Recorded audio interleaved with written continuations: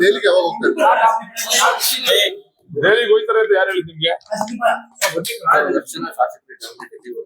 ಈಗ ಅವ್ರು ಏನ್ ಹೋಗಿದಾರೆ ಗೊತ್ತಿಲ್ಲ ನಮ್ಗೆ. ಹೋಗಿದಾರೆ ಅಂತ ನಮಗೂ ನಿಮಗೆ ನಿಮ್ ಮಾಧ್ಯಮದಲ್ಲಿ ನೋಡಿ ತಿಳ್ಕೊಂಡಿದ್ವಿ ನಾವು ಹೋಗಿದ್ದಾರೆ ಅಂತ. ಬಟ್ ನಾವು ಹೋಯ್ತೀವಿ ಅಂತ ನಿಮ್ಗೆ ಯಾರು ಹೇಳಿದ್ರು?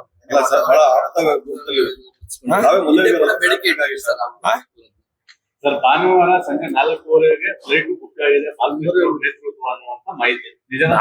ನಾನಂತೂ ಬುಕ್ ಮಾಡಿಲ್ಲಪ್ಪ, ಕೇಳ್ಬೇಕು. ಬುಕ್ ಮಾಡೋರು ಯಾರು ಇದ್ರೆ ನೀವೇ ನಮ್ ಮಾಹಿತಿ ಕೊಟ್ರೆ ಕೇಳ್ತೀವಿ ನಾವು. ನಾನೇನ್ ದೊಡ್ಡ ಲೀಡರ್ ಏನ್ರಿ ನೇತೃತ್ವ ತಗೊಳಕ್ಕೆ?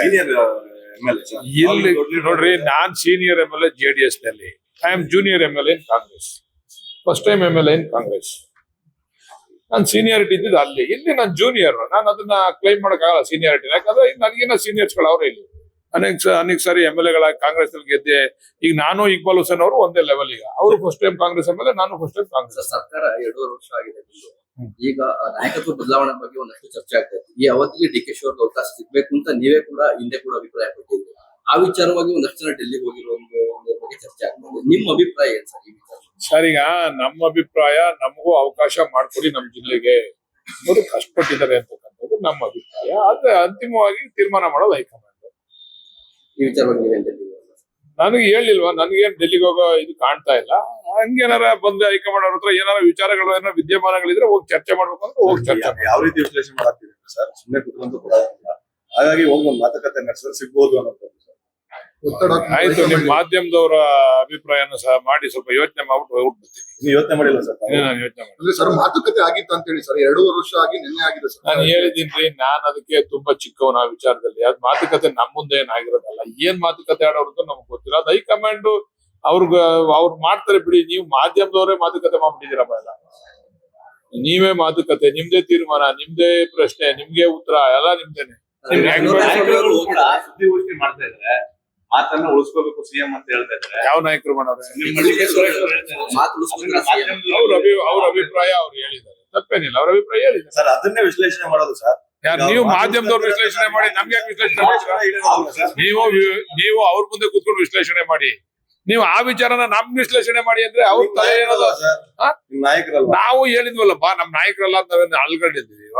ಅವ್ರ ಹತ್ರ ನೀವು ಅವ್ರು ಯಾವ ಹಿನ್ನೆಲೆಯಲ್ಲಿ ಹೇಳೋರು ಅದು ನೀವು ವಿಶ್ಲೇಷಣೆ ಅಲ್ಲಿ ಕೂತ್ಕೊಂಡು ಮಾಡ್ಬೇಕು. ಅವ್ರನ್ನ ನಿಮ್ಮ ಹತ್ರ ಏನಾದ್ರು DK ಶಿವಕುಮಾರ್ ಬಗ್ಗೆ ಹೇಳ್ಕೊಂಡಿದ್ರ ಅಂತ ಹೇಳಿ? DK ಶಿವಕುಮಾರ್ ಅವರು ಯಾರು ಬಾಯಿ ಮುಚ್ಕೊಂಡು ಇರಪ್ಪ ನೀವು.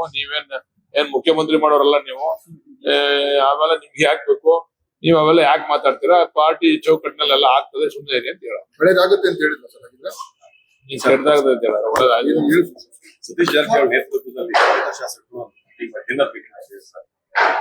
ಒಳ್ಳೆ ಬೆಳವಣಿಗೆ ಅಲ್ಲ ಇದು. ಅವ್ರು ಒಂದ್ ಮೀಟಿಂಗ್ ಮಾಡಿದ್ರೆ ನಾವು ಒಂದ್ ಮೀಟಿಂಗ್ ಮಾಡೋದು, ಇದೆಲ್ಲ ಒಳ್ಳೆ ಬೆಳವಣಿಗೆ ಅಲ್ಲ. ಪಕ್ಷಕ್ಕೆ ಹಾನಿ ಆಗ್ತದೆ.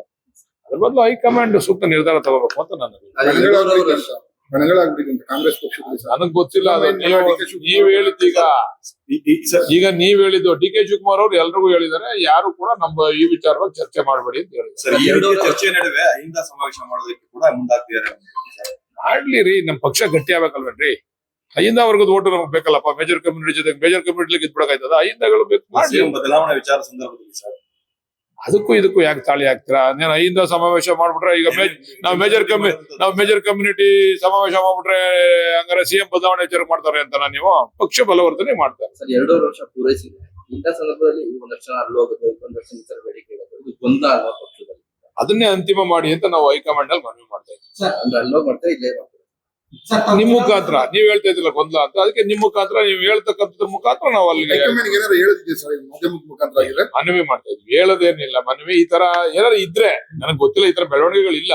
ಏನಾರು ಈ ತರ ಬೆಳವಣಿಗೆಗಳಿದ್ರೆ ಇದಕ್ಕೆ ಒಂದು ಸೂಕ್ತವಾದಂತ ಇತಿಶ್ರೀನ ಹೈಕಮಾಂಡ್ ಆಡ್ಬೇಕು ಅಂತ ಮನವಿ ಮಾಡ್ತೀವಿ. ಚುನಾವಣಾ ಸಂದರ್ಭದಲ್ಲಿ DKಶಿ ಅವರು ಮುಖ್ಯಮಂತ್ರಿ ಆಗ್ತಾರೆ, ಯಾಕಂದ್ರೆ ಇದು ಗೊಂದಲದಲ್ಲಿದೆ. ಏನ್ ಹೇಳೋದು? ಏನ್ ಹೇಳ್ತೀರಿ? ನಾನು ಇನ್ನು ಎಲೆಕ್ಷನ್ ಬಂದಾಗ ಕೇಳ್ಬೇಕು ನೀವು ಈ ಪ್ರಶ್ನೆ. ನೀ ಕೇಳಿದ್ರೆ ಏನ್ ನಿಮ್ ಪ್ರಶ್ನೆ ಇವ್ರು ಆಗೋದೇ ಇಲ್ಲ ನಂಗೆ ಹೇಳ್ತಾ ಇದ್ದೀರಾ ನೀವು. ಏನ್ ಅದು ಎಲೆಕ್ಷನ್ ಹತ್ರ ಬಂದಾಗ ಕೇಳ್ರಿ ಆ ಪ್ರಶ್ನೆ. ಈಗ ಪ್ರಸ್ತುತ ಆ ಪ್ರಶ್ನೆಗೆ. Thank you. ಗ್ಯಾರಂಟಿ ನ್ಯೂಸ್, ಸುದ್ದಿ ಖಚಿತ, ನ್ಯಾಯ ನಿಶ್ಚಿತ.